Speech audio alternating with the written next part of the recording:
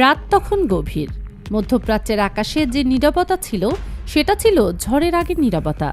পেন্টাগনের কর্মকর্তারা তখনও ভাবতেই পারেনি যে আগামী ৪৮ ঘণ্টায় বিশ্বের মানচিত্রটা একেবারেই অন্যরকম লাগতে শুরু করবে।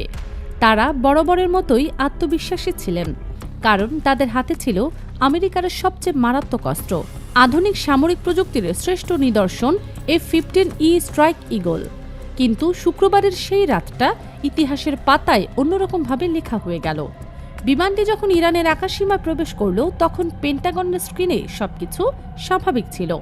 মিশন যেন আরেকটি সাধারণ রাতের মতোই এগিয়ে যাচ্ছিল। কিন্তু হঠাৎ করেই সংকেত বিচ্ছিন্ন হলো। কোনো সতর্কবার্তা নেই, কোনো শেষ বার্তা নেই।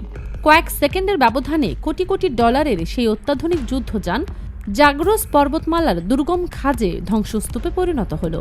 ইরানের আকাশ প্রতিরক্ষা ব্যবস্থা এতটাই নিখুঁতভাবে কাজ করেছে যে পেন্টাগন বুঝতেই পারেনি কোন মুহূর্তে কি ঘটে গেছে। যে বিমানকে মার্কিন বায়ুশক্তির প্রতীক হিসেবে গোটা বিশ্বের সামনে তুলে ধরা হতো, সেটি আজ ইরানের পাহাড়ের ধুলোয় মিশে গেছে। এই ঘটনা শুধু একটি যুদ্ধবিমান হারানোর গল্প নয়, এটি হলো মার্কিন সামরিক অজেয়তার মিথ ভেঙে পড়ার মুহূর্ত। দশকের পর দশক ধরে আমেরিকা এই বিশ্বাসকে লালন করে এসেছে যে তাদের প্রযুক্তি, তাদের শক্তি, তাদের বায়ুসেনা অপ্রতিরোধ্য। মধ্যপ্রাচ্যের আকাশে মার্কিন যুদ্ধবিমান উড়লেই যেন সবাই থমকে যেত। কিন্তু তেহরান সেই ধারণাটাকে এক ঝটকায় উল্টে দিল। বিশ্ব প্রথমবারের মতো দেখল ইরানের মাটিতে আমেরিকার সবচেয়ে আধুনিক সামরিক সম্পদ ধূলিসাৎ হতে পারে। বিমান বিধ্বস্ত হবার খবর পৌঁছানোর পর থেকেই ওয়াশিংটনে যে তড়িঘড়ি শুরু হলো, সেটা দেখে যে কেউ বুঝতে পারতেন পরিস্থিতি কতটা গুরুতর। পাইলটদের উদ্ধার করাটা ছিল কেবল একটি সামরিক মিশন নয়, এটা ছিল জাতীয় মর্যাদার লড়াই।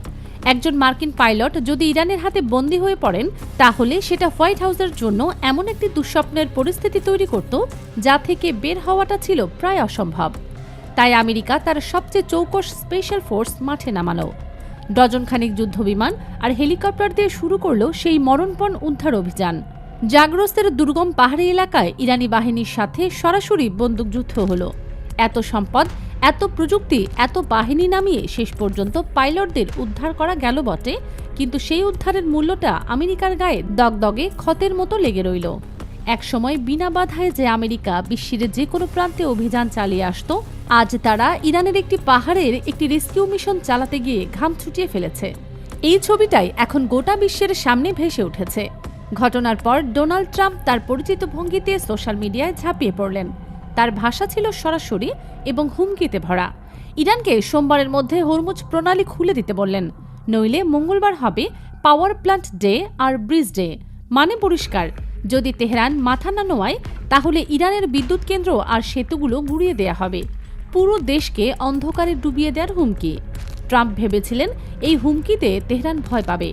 দশকের পর দশক ধরে এই একই কৌশলে অনেক দেশকে পথে আনা গেছে, কিন্তু ওয়াশিংটন এখানে সবচেয়ে বড় হিসেবটাই মেলাতে পারেনি। যে দেশ ৪০ বছরের বেশি সময় ধরে আন্তর্জাতিক অবরোধের মধ্যে টিকে আছে, যাদের অর্থনীতি বরাবর মার খেয়েছে কিন্তু সরকার টলেনি, সেই দেশের মানুষ আর সেই দেশের নেতারা হুমকিকে ভয় পাওয়ার পাত্র নন। ইরান বহু আগেই শিখে নিয়েছে কিভাবে চাপের মুখে দাঁড়িয়ে থাকতে হয়। ট্রাম্পের আলটিমেটামের জবাবে তেহরান যে চালটি দিল, সেটা সামরিক কৌশলের বইতে নতুন অধ্যায় হিসেবে লেখা থাকবে। তারা সরাসরি আমেরিকার সাথে মুখোমুখি যুদ্ধে গেল না। এই কৌশলটার নাম অ্যাসিমেট্রিক ওয়ারফেয়ার, মানে শক্তিশালী শত্রুর বিরুদ্ধে তার দুর্বল জায়গাগুলোতে আঘাত করা। ইরান খুব ভালো করেই জানে আমেরিকার আসল শক্তি কোথায়, শুধু তাদের নিজেদের সামরিক বাহিনীতে নয়, বরং মধ্যপ্রাচ্যে তাদের মিত্রদের মধ্যে। তাই ইরানের নিশানা ঘুরে গেল সেই মিত্রদের দিকে।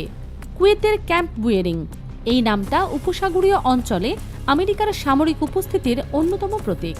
সেখানে এবং আশেপাশের গুরুত্বপূর্ণ তেল ও সামরিক স্থাপনায় ইরানের হামলা এলো নিখুঁতভাবে।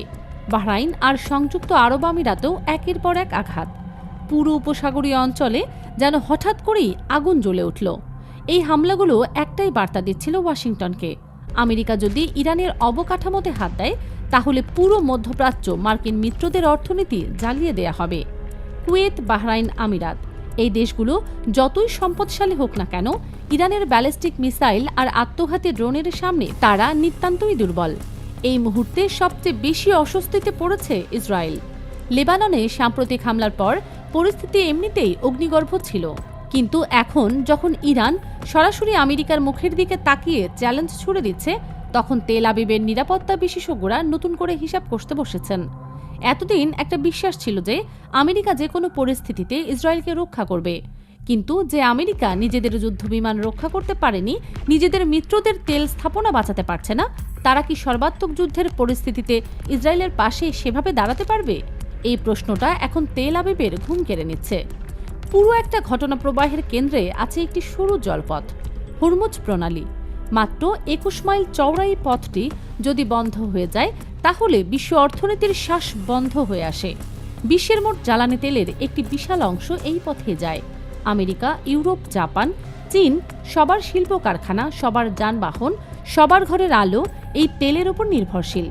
ইরানের হাতে কোনো পারমাণবিক বোমা না থাকলেও এই একটি জলপথের নিয়ন্ত্রণ তাদের দিয়ে রেখেছে অকল্পনীয় ক্ষমতা। হরমুজ বন্ধ হলে তেলের দাম রাতারাতি এমন জায়গায় পৌঁছবে যা সাধারণ মানুষের পক্ষে কল্পনা করাও কঠিন। সাপ্লাই চেইন ভেঙে পড়বে। পশ্চিমা দেশগুলোর রাজনীতিতে যে ঝড় উঠবে তা সামলানো কোনো নেতার পক্ষেই সম্ভব হবে না। ট্রাম্পের আলটিমেটামকে তাই শক্তির প্রকাশ মনে করার কোনো কারণ নেই। এটা বরং একটি মরিয়া চেষ্টা।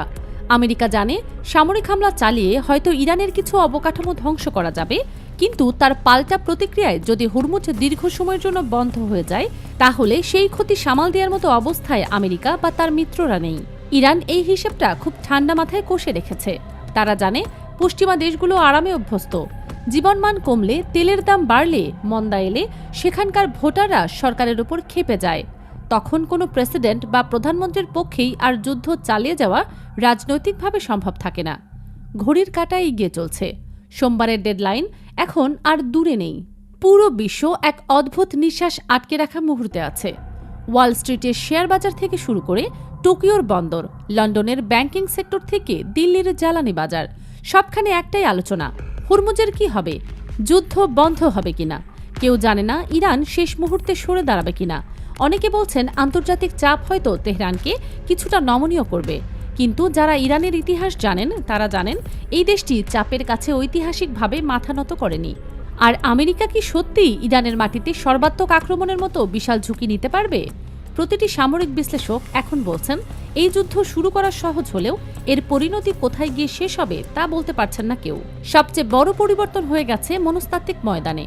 আমেরিকা আর ইসরায়েল এই অঞ্চলে যে ভয়ের পরিবেশ তৈরি করে রেখেছিল, সেই পরিবেশটা ভেঙে গেছে। এতদিন মধ্যপ্রাচ্যের দেশগুলো জানত হোয়াইট হাউস চাইলে যে কাউকে সরিয়ে দিতে পারে।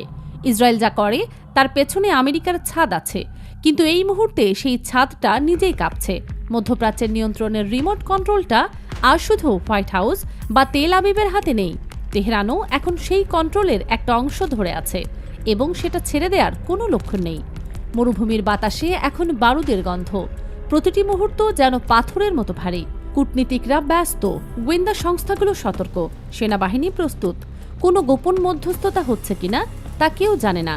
হয়তো পর্দার আড়ালে কোনো কথাবার্তা চলছে, কিন্তু সেসব যদি ব্যর্থ হয় তাহলে আগামী কয়েক ঘন্টায় যা ঘটবে তা ইতিহাস বদলে দেবে।